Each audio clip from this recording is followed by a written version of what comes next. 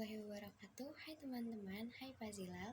Perkenalkan, nama saya Kaila Putri Hazara dengan nomor NPM 23061679994. Jadi di sini saya akan memaparkan suatu materi yang berjudul Literasi Rendah Sebabkan Masyarakat Mudah Percaya Hoax menurut Pancasila dan Filsafat. Literasi rendah sebabkan masyarakat mudah percaya hoax. Kepala Editor Transmedia Titin Rosmari mengungkapkan bahwa rendahnya budaya literasi Indonesia menjadi salah satu faktor masyarakat mempercayai hoax atau berita palsu. Hoax juga marak karena budaya baca menurun dan masyarakat aktif memegang gawai. Kata dia dilansir pada 2012 menyebutkan indeks minat baca di Indonesia baru mencapai 0,001 atau satu orang yang memiliki minat baca dari setiap 1000 penduduk. Riset berbeda bertajuk World's Most Literate Nation Rank yang dilakukan oleh Central Connecticut State University pada Maret 2016 lalu. Indonesia dinyatakan menduduki peringkat ke-60 dari 61 negara soal minat membaca, persis berada di bawah Thailand ke-59 dan di atas Botswana ke-61.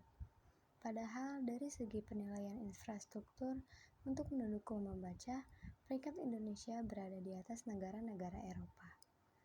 Lebih dari 100 juta penduduk Indonesia memiliki gadget, atau urutan kelima dunia terbanyak kepemilikan gadget.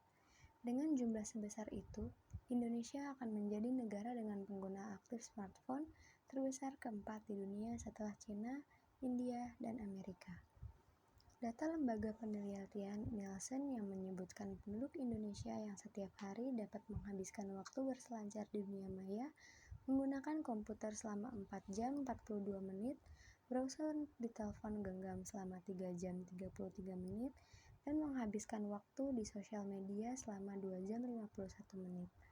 Dengan waktu selama itu, semakin banyak yang digunakan untuk membaca dan membagikan berita hoax, kata dia.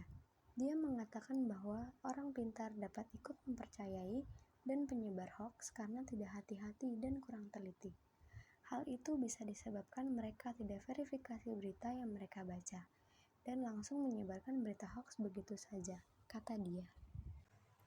Tentu ada beberapa sikap yang penting untuk disampaikan mengenai rendahnya literasi dan tingginya penyebaran hoax. Yang pertama itu ada kesadaran. Bagi kita mungkin penting untuk menyadari bahwa rendahnya literasi dan penyebaran hoax adalah masalah serius yang dapat berdampak negatif pada masyarakat dan demokrasi. Yang kedua, mungkin ada pendidikan. Dari pendidikan itu mendukung upaya pendidikan yang lebih baik, termasuk literasi media literasi digital, agar masyarakat dapat memahami dan mengevaluasi informasi dengan lebih baik. Yang ketiga, mungkin secara kritis. Sikap kritis ini dapat mendorong terhadap informasi yang ditemui dengan memeriksa sumber fakta dan validitas sebelum mempercayainya atau membagikannya. Dan yang keempat, ada tanggung jawab. Memahami bahwa setiap individu memiliki tanggung jawab untuk tidak menyebarkan informasi palsu atau hoax dan berkontribusi dalam menyebarkan informasi yang benar dan yang berkualitas. Yang kelima, ada kolaborasi. Bekerja sama dengan pihak-pihak terkait termasuk pemerintah, media, dan organisasi masyarakat sipil untuk mengatasi masalah ini secara kolektif. Dan yang keenam, ada etika digital. Mengedepankan etika dalam penggunaan media sosial dan internet, termasuk dalam berbagi informasi dan komentar online. 7. Ada edukasi konten. Melakukan upaya lebih lanjut dalam edukasi diri sendiri dan orang lain tentang resiko penyebaran hoax dan dampaknya. Yang kedelapan, ada toleransi, mendorong dialog pemahaman yang lebih baik antara berbagai kelompok dan masyarakat untuk mengurangi penyebaran hoaks yang termotivasi oleh konflik atau perpecahan. Sikap-sikap ini penting untuk menciptakan lingkungan informasi yang lebih sehat dan untuk mengurangi dampak negatif dari rendahnya literasi dan penyebaran hoaks.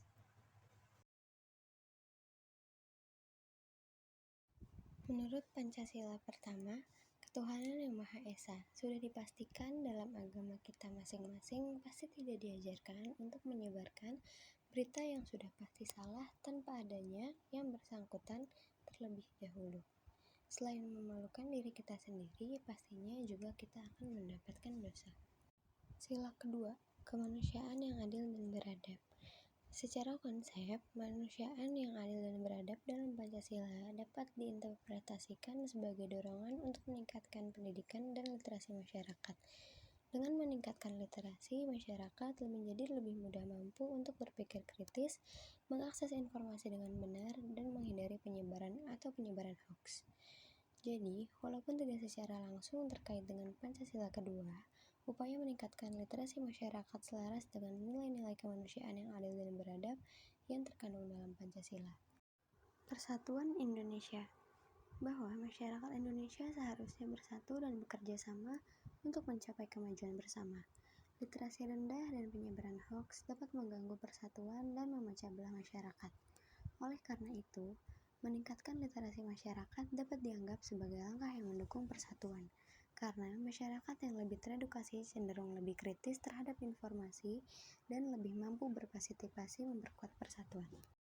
Sila keempat, kerakyatan yang dipimpin oleh hikmat kebijaksanaan dalam permusyawaratan keadilan.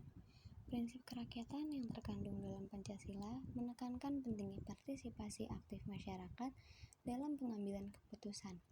Literasi rendah dapat menghambat partisipasi yang efektif karena masyarakat yang kurang teredukasi mungkin tidak mampu secara kritis memahami isu-isu atau sosial yang kompleks. Hal ini dapat menyebabkan masyarakat lebih rentan terhadap pengaruh hoaks atau informasi palsu yang dapat memanipulasi opini mereka. Sila kelima, keadilan sosial bagi seluruh rakyat Indonesia. Prinsip keadilan sosial dalam Pancasila menekankan pentingnya menyediakan akses yang adil kepada sumber daya dan kesempatan bagi seluruh masyarakat Indonesia. Literasi rendah dapat menjadi hambatan dalam menciptakan kesempatan yang adil karena masyarakat yang kurang terdidik mungkin memiliki keterbatasan dalam mengakses informasi dan mendapatkan manfaat dari perkembangan sosial, ekonomi, maupun yang lainnya. Berikut juga saya akan menjelaskan literasi rendah sebabkan masyarakat mudah percaya hoaks menurut filsafat. Yang pertama, ada epistemologi.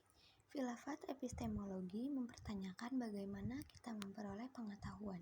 Literasi rendah bisa menghambat kemampuan individu untuk memahami metode yang benar dalam memperoleh pengetahuan dan memilah informasi yang dapat dipercaya dari yang tidak.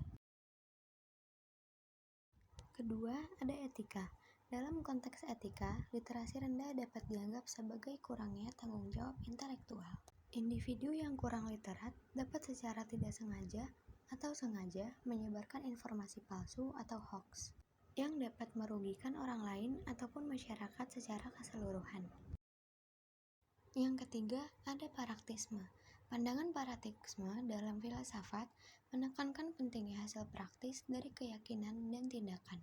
Literasi rendah dapat menyebabkan masyarakat mempercayai hoaks yang mungkin sesuai dengan keinginan mereka, tanpa mempertimbangkan implikasi praktis atau konsekuensi yang mungkin timbul.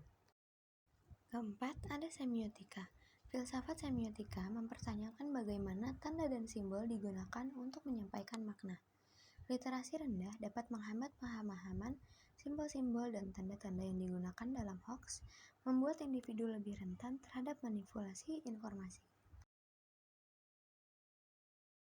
Dan yang terakhir, sosiologi. Filsafat sosiologi dapat mengkaji bagaimana struktur sosial dan budaya masyarakat dapat mempengaruhi literasi dan persepsi terhadap informasi. Faktor-faktor seperti akses terhadap pendidikan dan peran media sosial dalam mendorong informasi dapat mempengaruhi tingkat literasi dan kepercayaan terhadap hoax. Sekian video dari saya, kurang lebih mohon maaf. Wassalamualaikum warahmatullahi wabarakatuh.